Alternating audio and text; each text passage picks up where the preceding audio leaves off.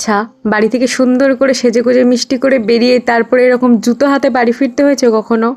এর আগের দিন ছিল আমার বিয়ে বাড়ি, তো ওখানে গেছিলাম তো সুন্দরভাবে সেজে গুজে জামাটার সাথে মানানসই হবে বলে একটা হাই হিল পরেছিলাম, আর সেটা পরে আমার তো যা তা অবস্থা। অ্যাকচুয়ালি আমার পরারই অভ্যাস নেই, তো পরে তো অনেক কষ্টে গেছিলাম, আর তারপরে তো আর যা তা অবস্থা হয়ে গেছিলো।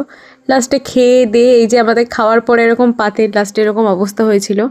অ্যান্ড কোনো রকমে ওখান থেকে বেরিয়ে তারপর আমি তো জুতো হাতে করে নিয়ে বাড়ি এসেছিলাম, কেন কি ওইভাবে আমার পক্ষে আর হেঁটে হেঁটে আসা সম্ভবই হচ্ছিল না। তার উপর রাস্তায় ছিল প্রচণ্ড পিছল, কেন কি সকাল থেকে বৃষ্টি হচ্ছিল। আমি তাই কোনো রকম রিস্ক না নিয়ে বাড়ি চলে বাড়ি এসেই বাবার সঙ্গে আবার রেডি সেডি হয়ে একটু বেরিয়েছিলাম, কেন কি কয়েকটা ডকুমেন্ট এরকম ফর্ম ফিল আপ করা ছিল কলেজে, তো সেগুলোর জন্যই বেরিয়েছিলাম এই বৃষ্টির মধ্যে আবার।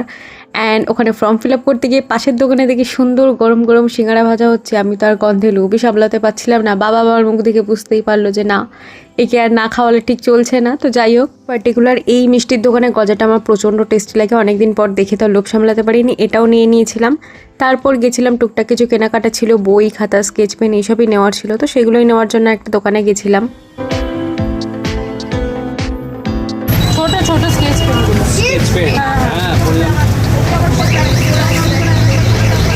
কালকে সারাটা দিন এসব করে বাড়ি এসে সন্ধ্যাবেলায় আবার সিঙ্গারাটাও খাই, আর অনেকদিন পর খেয়েছিলাম বলে দুটো খেয়েছিলাম। তো দ্যাট ইজ ইট, বাই।